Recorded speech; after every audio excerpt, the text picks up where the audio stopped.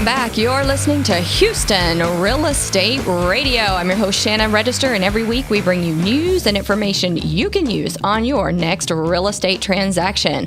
What a year it has been here in Houston. Lots of great things happening here in the Houston market. We've heard a lot of good news about what happened in 2014, and we've got more good news to bring you. And we're going to talk about some projections for 2015 and what you can see coming down the pipeline for next spring. We're looking forward to a great spring and want to talk about that. I've got Scott Norman calling in from Austin. He's the executive director of the Texas Association of Builders. Lots of great information. If you've got any real estate questions, give us a call, 281-882-8088. We'll get those answers for you right here on the air. And as always, if you miss any of today's program, you can catch us online at HoustonRealEstateRadio.com. Good morning, Scott. How are you doing? I'm doing great. How are you? Doing great. Thanks for calling in. We appreciate it. Always great to hear from the Texas Association of Builders. I know you guys have had a great year and a lot going on for next year, so definitely want to talk about that. But before we do, tell us about what you guys do, because I know there are a lot of associations, a lot of builder associations around the state. Tell us a little bit about what you guys do over there at TAB.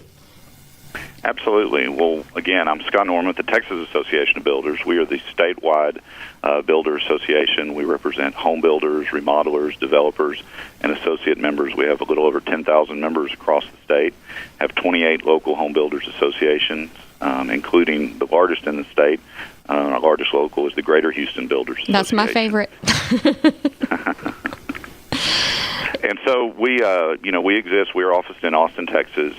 Work with the state capitol, state agencies, the executive branch of government as well, representing the interests of home builders and just as importantly, current homeowners, home buyers, future home buyers, and work every day trying to make sure that homes stay affordable and this great housing boom that we're experiencing in the state can continue. Yeah, we're excited about that. It has been a great year. I know in the resale market, it was a phenomenal year. And even just looking at new home starts, we had a good year. How many new home starts were there last year in Texas, or this year in Texas? In this year, there's going to be close to, obviously the year's not done yet as we're recording this, or as we're doing the show, but we're going to probably exceed last year's number was 93,478 single-family starts in Texas, which was a 14% increase over 2012. Good. And we're expecting another 10 to 15% increase this year, which is going to put us somewhere close to 100,000, maybe 98,000 starts. That's exciting. Statewide. Yeah. The Houston market, the greater, the Houston MSA has just been phenomenal, led the nation, largest, the top housing market in the United States, actually, and has had just an explosive growth. This year, I believe it's on pace for about 38,000 or more starts just in the counties in the Houston region, which is another significant increase. Yeah. In fact, this will blow your mind, but for the last couple of years, the greater Houston area has built more houses than the entire state of California, and on pace to either exceed or almost exceed the state of California again in 2014. Isn't that crazy? Wow. And really Scott, if we hadn't had the issues with lot availability, with lots ready to build on, and had lower lot prices too, because that affects a lot, we would have had even more. Don't you agree? Absolutely. During the downturn, middle to late part of the last decade, there was such a slowdown in lot development that it's taken several years to get those lots back up to speed. Obviously, the lead time on that's a little longer. I know that problem around the state and in Houston is not as bad as it has been, but it has certainly held us back a little bit. So for next year, for 2015, what do you project that home starts will be? Surely we'll break 100,000, right? Well, you would think statewide.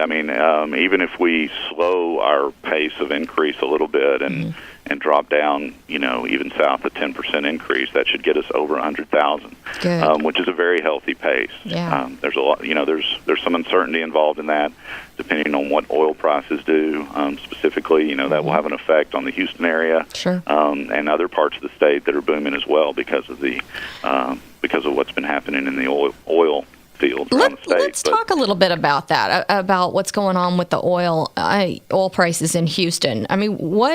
What do you think? What kind of impact is that going to have on new home starts? Well, it could certainly, it's a mixed bag. It's a mixed bag. A lot of the job growth in Houston and around the state has been either directly attributable or as a something that's resulted from affiliated industries and just general economy because of the boom that's been going on. I know a lot of the relocations to Houston and to Texas has been because of that. You have new folks coming here who all need a place to live, and the housing industry and the housing market's been responding to that. If it stays down, I would imagine some of these companies may not be growing or expanding as much, although the folks we're talking to, other statewide associations with oil and gas and others, feel like that things, while they may slow down, the companies will be continuing to press forward. But the other side, the positive of that is with gas prices coming down, and they've come down, I want to say 40% or more in the last few months. Consumers have more discretionary income and have more money to spend, which not only affects them directly for housing expenditures, but it affects the economy positively in that way. So it's a mixed bag. But the population growth, even if it slows down significantly, the most recent numbers are still 1,200 people a day are moving to Houston. Isn't that crazy? Is unbelievable. I know it is unbelievable. I mean, you think about we're adding a city the size of 350,000, 400,000 people a year equivalent in the state of Texas. And so, and a whole lot of those people have been moving to the Houston area. So and that if people keep moving here, they've got to have a place to live. Right. And that brings up a good point about transportation and getting these people around the city. With so many people moving here, we've got to not only get them housing, but we've got to be able to get them to and from work, to and from schools. Transportation is a big thing on the agenda this year for legislation. What are you seeing in the pipeline for legislation? Well, I'm glad you brought that up. I mean, you've hit the nail on the head on one of our top priorities. Again, this legislative session, it has been the last few, and we will continue to press because not only directly, as you said, on housing growth and transportation to and from new housing developments, but just the overall effect on the economy. The state has got to address its transportation shortfall when it comes to funding.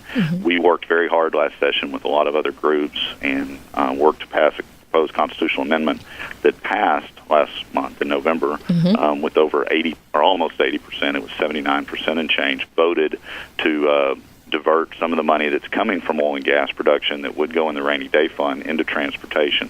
Somewhere to the tune of $1.5 to $1.7 billion a year. And so that while that is very encouraging, that's only about a fourth of what TxDOT, the Highway Department, says they need to address our transportation issues. So we're still looking for somewhere around $3 to $4 billion a year to get a handle on this, and we're going to be working very hard to try to address that. Well, good. I know you will. I know you're working hard up there in Austin. Tell us what effects you see for next year in the way of labor and materials. I know there are some materials shortages going on, and I know we've had labor shortages. What are you seeing happening for next year with labor and materials for new home building? Well, they've both been an issue. Materials hasn't been as there's been rising costs, but it hasn't been as bad as it was. Labor continues to be a real challenge. Ironically, a slowdown in the oil patch may actually help in the construction side of things and development side because not only in the Houston area but around the state as well, we've been competing with the oil industry to get workers, and there is a worker shortfall. Our builders have said because of the labor shortage, it's adding somewhere 2 to 3 months to the time to get a lot of these houses built, and that it results in increased costs. So maybe that'll get better. Maybe that'll get better in 2015. That could be a positive. We'll see. Okay. We've been working very hard. I know our Greater Houston Builders Association has been working very hard with the school districts and community colleges and Workforce Commission trying to implement more career and technical classes to get people, and that's more of a long-range solution. But to get kids and other folks trained up to get into our industry, and so we've been pushing that very hard. But it's one of those things that it's going to have some major implications. All right. Well, very good. We appreciate you calling in. Scott Norman, he is the Executive Director of the Texas Association of Builders. Thanks so much for calling in. If you missed any of today's show, go to HoustonRealEstateRadio.com. And if you've got a real estate question, give us a call, 281-882-8088. Scott, what's the website over there for you guys?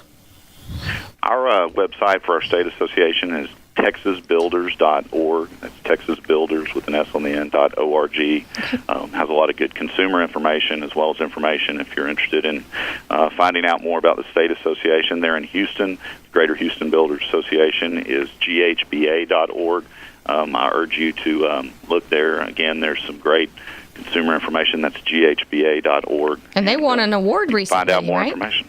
They sure did. They sure did. We were very proud, our state association, to give the Greater Houston Builders the Philanthropist of the Year award. All it right. was, they've worked for a lot of times and done a lot of great things in the community. But just this year in 2014, they've built homes for veterans, housed the poor. They've constructed shelters for abused women and children.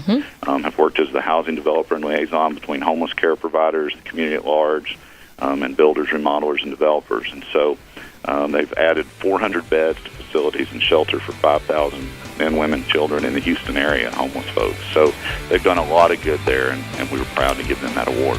All right, fantastic. Thanks so much, Scott. We appreciate you coming on the show. Thanks for having me. All right, we'll be right back with Houston Real Estate Radio.